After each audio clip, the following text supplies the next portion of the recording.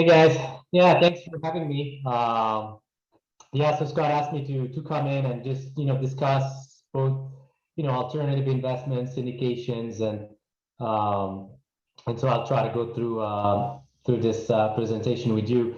We can make it interactive, so don't hesitate to speak over me and ask questions as we go. And if not, we'll just keep some time for questions at the end as well. My goal, like they also told me, it's a very diversified group, from beginners to professional investors. So some things might seem too simplistic, but I'm happy to dig into anything that you would like to to go deeper into.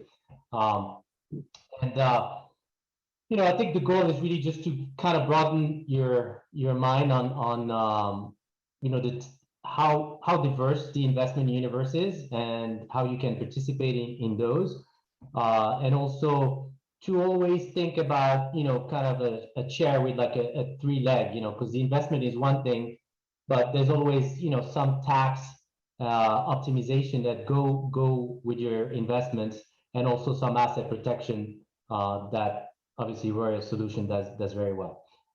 So they all part of the same package in a way, and when you can optimize those three things, I think you're in good shape to create wealth and to create cash flow for yourself. So just going through the motion of where when you start, when you become an adult and you go to college, and people want you to get a job and a 401k and get a house and a mortgage, and then invest in a 401k that is going to be mostly in stock and bonds, and go through life like that, and hopefully you retire with some nest egg from your 401k. But it's usually a better way to move from that fixed mindset to a growth mindset, where learning is really not just in college, but it's all through your whole life. And it happens through schools, it happens through masterminds that you can join, it happens nowadays through you have a lot of podcasts, a lot of good resources on the internet, books, audio books, and picking an asset class that you want to learn on, you can learn a lot just by going through those motions.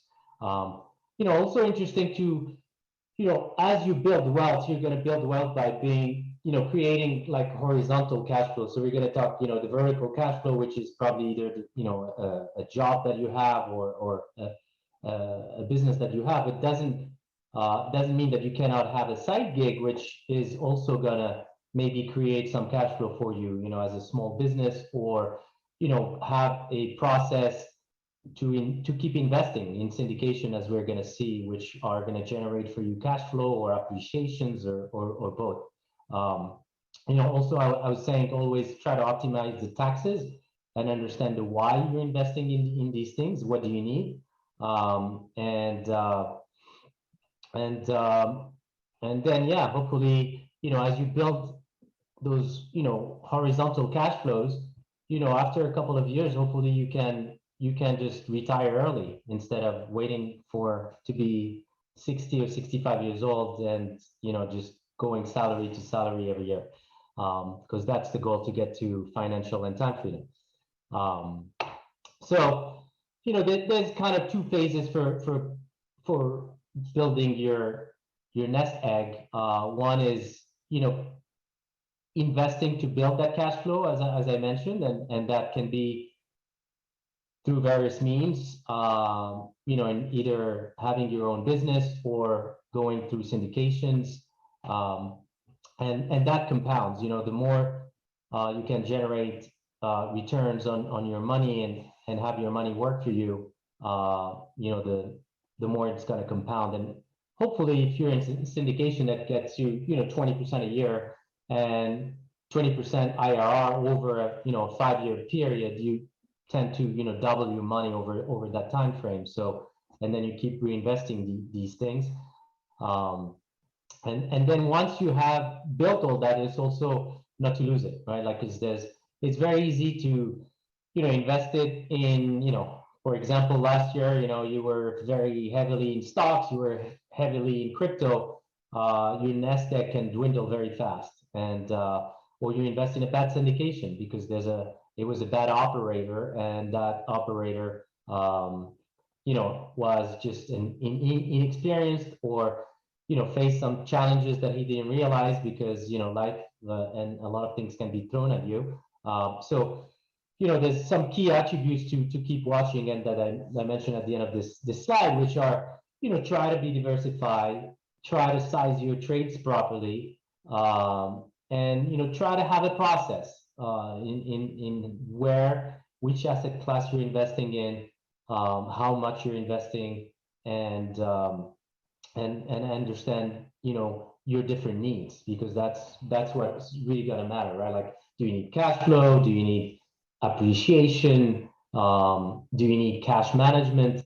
And within those three buckets, there's a lot of choices for you.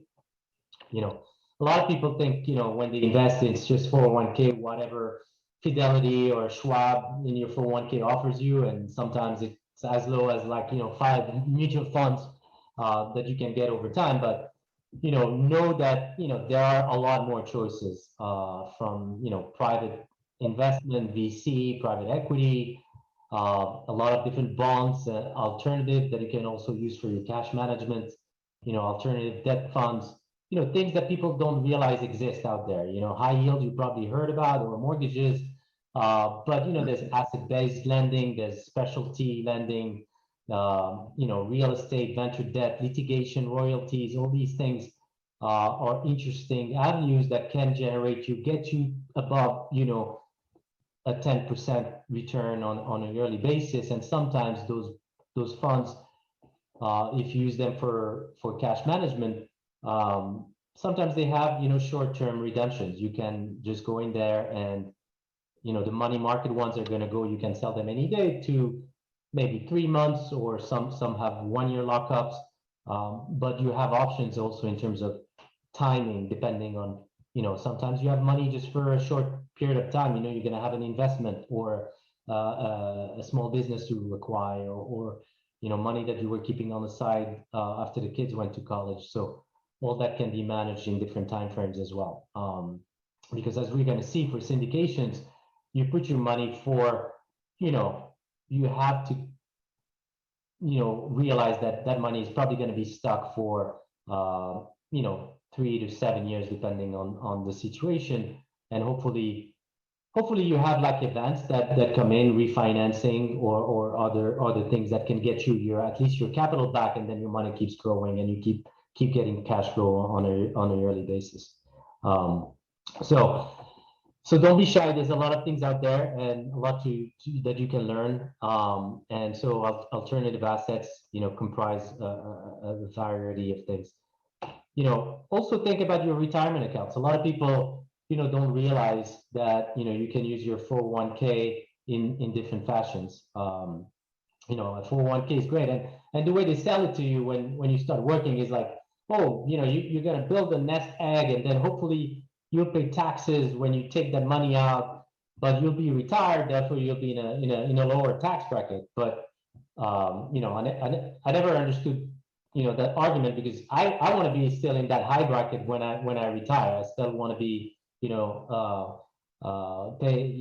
in that high tax bracket, because I'm generating still revenue and money in my retirement, and so therefore first prefer you said to interrupt you, so I'm just gonna do that. No, I agree with you, and I follow the same principle, but I feel it's tough when I give people advice, because on average people are in a lower tax bracket when they retire. Now you and I, we're going to be billionaire philanthropists and want to be in the best tax bracket as possible when we retire. So I'm more of the feeling of, even if I'm around the same, my guess is that taxes are going to be higher rather than lower on average. It's not going to be the same as today because of all the debt that we have in this country. So I'm on your side. I feel going to the Roth portion, going self-directed is the way to go. Yeah, no, and you have a great point in there that, people don't realize neither, but if you look at taxes, you know, in the 50s and 60s, you know, some went to like 70%. Like right now, we're actually on the lower end of the range in terms of taxes that we paid in this country in the last century. Go to the 20s, it was somewhere in 80 and 90% with some people. But then again, the write-offs back then were outrageous. And I mean, you could be a tycoon and pay pretty much no taxes, but we'll leave that on the table. Yeah, So what has changed?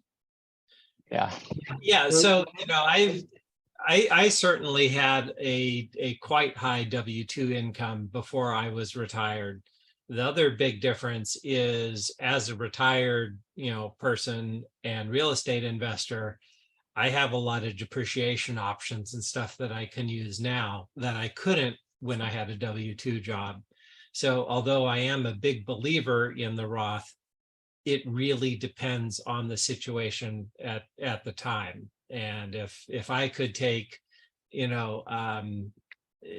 I could take 34%, tax income and put it into a deductible 401k and then pay 24% later to convert it, that's a win for me. So. Yeah, and this is really just to, as I said, everybody's going to have, their own situation, and that's why I keep asking about your why. But it's just to give people options in terms of what's out there, and not only the Roth versus non-Roth, but also the self-directed, for the ability to not just be in the traditional mutual funds, but into using it for other assets. It could be a private placement company that is going to have high capital appreciation. It can be, a real estate syndication, although because in real estate syndication, and we'll see it later, you get depreciation. I tend not to use my 401k unless it's a low asset depreciation, in which case it works well. So just know that you have those options out there, something to discuss with your accountant, your financial coach, or whoever is helping you out there.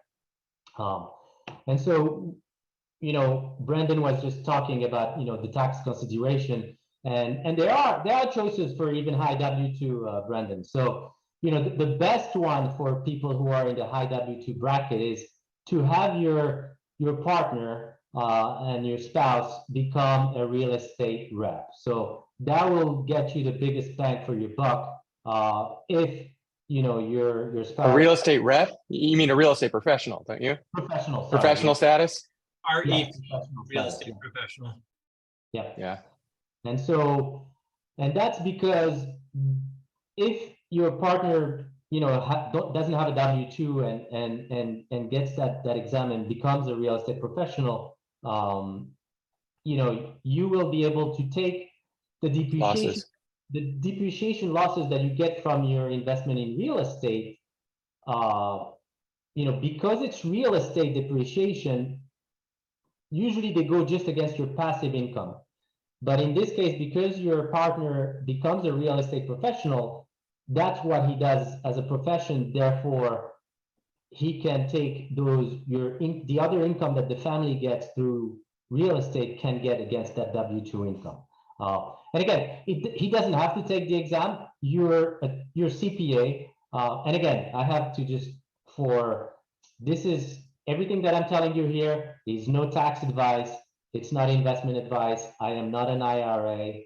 I'm a registered Series 7, but so just take everything I do, that's the disclaimer, with a grain of salt, and always consult with your advisors, financial and CPAs.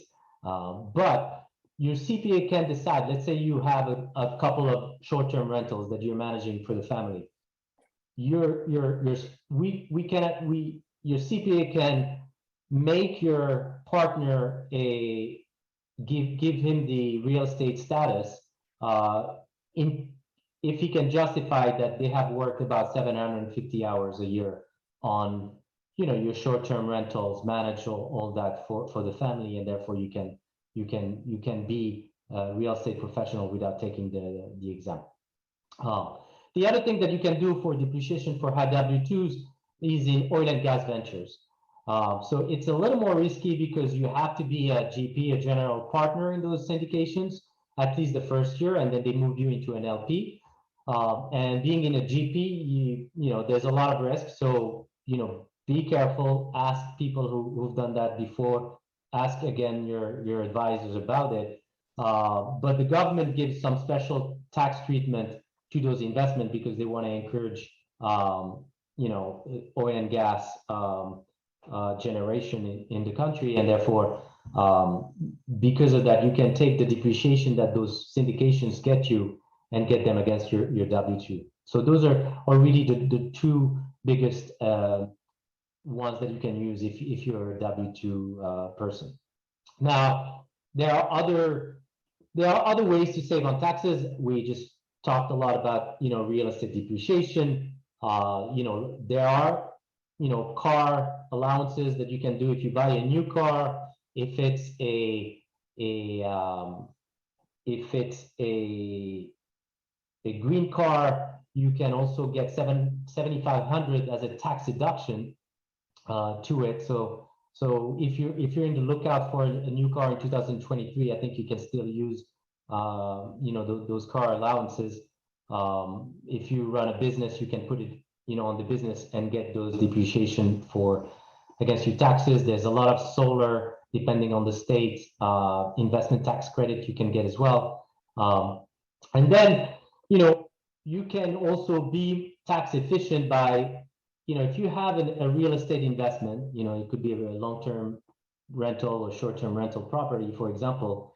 If you have it as an investment, you can move it the next time you're going to sell it. Instead of paying taxes on the appreciation, you can just take that money and reinvest it in another property. And it could be any type of property anywhere in the US.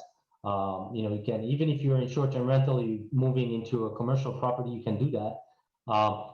By doing that, you don't have to pay the tax on the appreciation. You have your full amount of money that keeps working for you over the years. The other way, people have sometimes capital gains. Let's say you had a private investment in a private company, and that company sold out or IPO'd, and you got like a fresh amount of cash, or you sold your company and you have tax gains. You can use opportunity zones and invest in a real estate syndication that is in an opportunity zone. In which case, same thing. It's a very flexible. It's even more flexible than a 1031 because a 1031, you need to have an intermediary. You have very strict deadlines. You also have deadlines for opportunity zones, but you're saying an opportunity zone is more flexible than a 1031? Well, in the sense that you don't have to go through an intermediary, but it's not flexible in the sense that you have to stay in that opportunity zone for 10 years. So your money is stuck for 10 years. But again, that doesn't mean that there can be an event. Let's say there's a refinancing after 2 or 3 years, or your syndicator the same way in a traditional syndication can get you your capital back. Not after 10 years, but after 2 or 3 years. So just keep that in mind. And they manage not to be taxable because they have also depreciation that are running at the same time, and that as you get that money back, they have the depreciation that goes against it. So they can show you that you're still eligible for not paying the taxes in the opportunity zone that you're in. Anyway, so just know that there are options for you to invest in a tax efficient way. We mentioned a couple, and happy to open it up afterward to two more. So the purpose of this call is also to just go a little deeper into a syndication. What's a syndication? It's basically just pulling capital from various investors into a project. And that project is going to be run by a GP, a general partner, or general partnerships, where there'll be multiple partners, and you can invest in that as an LP or as a co-GP. Usually, if you want something passive, where if you have your own short-term rentals, it's work, right? You have to deal with tenants. In multifamily too, you have to call the people to go repair the boiler that went down. There's all kinds of stuff.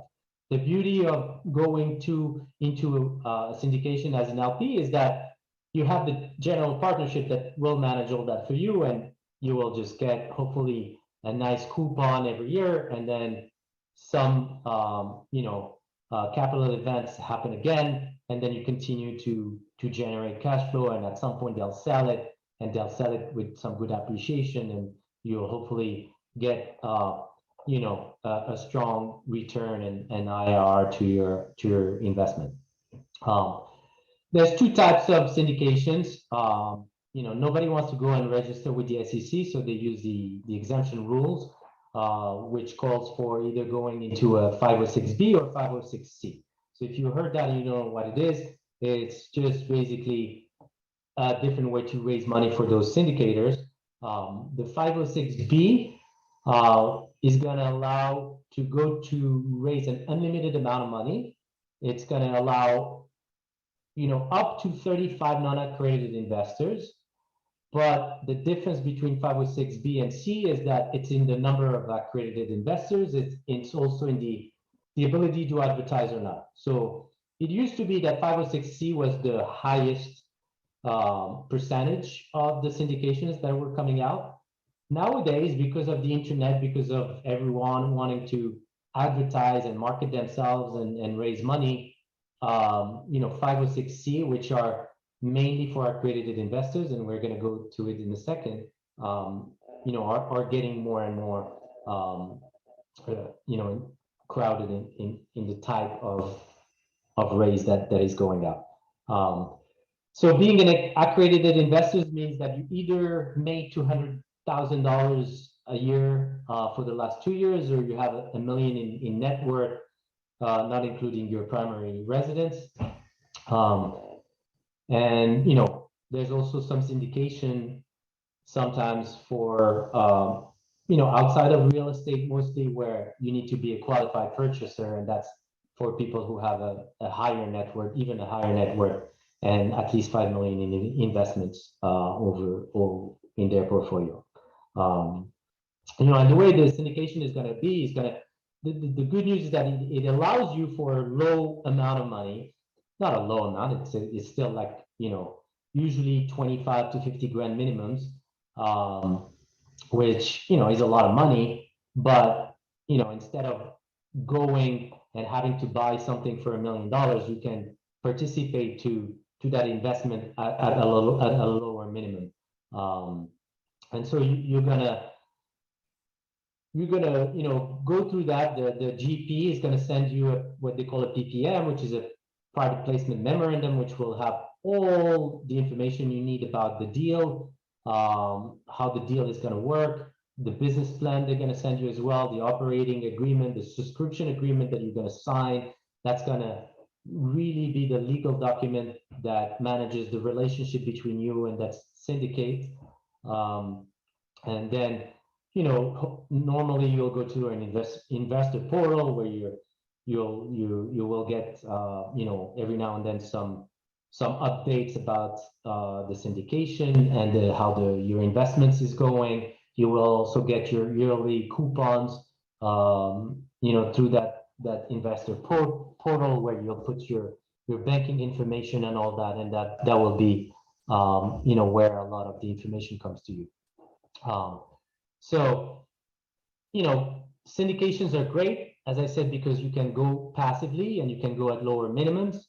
But now that doesn't mean that it's you don't have to do your homework. Like everything, any investment you make, you need to spend time, you need to do your homework, and know your why as well, right? Like, are you looking for cash flow? So I have friends and investors, they kind of want to retire early, therefore they quit their W-2. They have some side gigs, but they also use syndications to generate cash flow. So they do need high cash flow syndications that are gonna, every year give them a little bit of cash flow, so they can, they can count on that cash flow to survive. And so, depending on the syndication you're in, they're gonna pay you between, 3 and 10% coupon, but usually the ones that don't pay a high cash flow will tend to pay you. You have bigger upside on the back end, and therefore that's what if someone is looking for. Let's say you're very wealthy, you're just trying to put your money in and grow that money over time. You prefer appreciation to cash flow. Then there'll be different type of deals for you, right? Also, do you need larger depreciation and tax advantages? So some people, just because they have a lot of short-term rentals, they have a lot of passive income that is coming in, they're going to try to reduce their tax liability, and therefore they'll be looking for deals that have high tax advantages. Are you looking for diversification? So if you're trying to find in your portfolio of things, I think diversification is one of the single truth of investment as well, because you don't always have all your nest in the same, your eggs in the same nest. And so that diversification, some people want to be diversified, some people want to be concentrated. But if you're looking for diversification, just share with either your investor group or your investor coach or your CPA what type of investment you're looking for. If you're looking, I don't know, for a commercial real estate, because now you have a lot of residential real estate. Maybe you're looking for an oil and gas, because you're a W2 high W2 income guy. So know your why, and then narrow down the investment that you will need. And then obviously that's where the hard part. Once you have decided what type of investment you want to do, you're going to have to start doing your due diligence. And that's where joining an investor club or having a mentor or having a financial coach can be helpful, because they will help you. It's hard to understand how to vet a deal. They'll send you maybe a spreadsheet. Maybe you're not very good with spreadsheets to understand the cash flow. What's the difference between an IRR and ARR?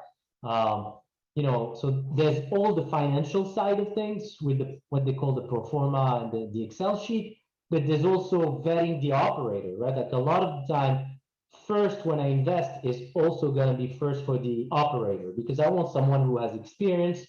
I want someone who's specialized in the asset class that I'm investing in. I want to know the character of that thing. Does he have grit? Does he have resilience? Did he face, what's his history of investment? What is the history of returns he had on in the past? What's his net worth? And then you want to vet his team as well. You want to understand, does he have a good investor relations team? And that's important. You'll see it, because once you invested, those investments can be 7 years long, right? You need to understand, are they going to communicate with me? Are they share information, or am I going to have to go and every time try to get that information from them? All these things are important to feel comfortable to sleep at night and understand that, the $50,000 that you worked hard for is going to work for you and not become like a liability or lose it because the operator didn't know what he was doing. So there's a lot of due diligence checklists, like anything. I think a checklist is a good way to proceed. I put some bullet points here of some of the important ones, questions to ask. And again, when you join an investor club where you have an investor coach, they will help you, draft those questions and talk to the operators. Join the calls when they offer you to meet the operator and ask those questions. And even if you don't the first couple of times, even if you're not going to invest, just join the call, because you learn to hear the questions that are being asked, the type of assets, and that due diligence is really, really important. And then as you specialize, as you start getting more comfortable with investing in different syndications, different asset classes, as I mentioned here, there's a couple, like, it could be a mobile home park, it could be a self-storage, could be an oil and gas, could be a triple net lease retail strip, it could be a marina. There's so much out there that you can invest in. but that also means your education needs to catch up, right? Like there's very different questions to ask if you're invested in a triple net lease syndication versus being in an oil and gas syndication. And each one is a full-time job in itself. So we don't expect you to do that. That's why I'm always supportive of, finding a mentors, finding people who did it before, finding, reading books, listening to podcasts, having a financial coach. You think it's expensive, but missing out on a good syndication or investing with someone who's going to lose your 50 grand is going to be a lot more expensive than the learning curve that you have to go through. So, or the masterminds or the coach that you're going to pay for. And a lot of the time, by being in those with those networks, they will introduce you to that network. They will raise a lot of the issues that you need to be aware that on your own. It's who, not how. If you haven't read that book, I highly recommend it. Same thing. They'll share books, they'll share podcasts, they'll share all kinds of things that might help you in your journey to become a great investor. And again, syndication in real estate is one thing which I'm over focusing on, but keep your mind open. There's I'm invested in private placement, in coffee companies, in SaaS companies. I have some private equity money with some private equity funds. There's a lot out there, and again, depending on who you are, what you're trying to achieve, you'll be able to do that by understanding. It's all about, it's continuous education. It's having that growth mindset that will get you closer to being a savvy investor. I just put it out there. That's a little bit of an outlier, but I know that a lot of people who are looking for financial freedom and time freedom, they also want to quit the W-2, and a lot of the questions that come out of sometimes on healthcare. So I just thought that I'll throw some healthcare hacks for you here, because it's tough. When it's not sponsored by your firm, healthcare can be expensive. So I give you here 3 options. One is, if you're you start being a savvy investor, meaning you're getting good income and good cash flow, but you're also getting good depreciation that reduces your gross income. That's what the Obamacare plans are looking at. They're going to look at what they call the modified adjusted gross income. And I know some real estate investors that actually pay 0 taxes because they have so much depreciation from their investments and passive or active. And therefore they go on Obamacare, and sometimes they actually get the lowest of the lowest Obamacare plans, meaning they're able to get the best plans at the lowest cost because their adjusted income is really low. The other option that you have, health share plans. Some of the ones that some of my friends are in are MediShare or Zion Health or Christian Share. You can go and check them out. I'm happy to talk offline on preferences and whys. And then another hack that I did is you can go on. There's a lot of online master programs out there now, or even any online program. You can join your university, take it part-time. You have 5 years to finish it, so you can just pay 1 course a year or 2 courses a year and benefit from the low cost healthcare plans that they have. So that's another great hack. So I'll stop here. I think I've been talking for a long time. I think I said a lot of things, and let you answer some questions if you need. I'll put my contacts in here if you need to reach out to me.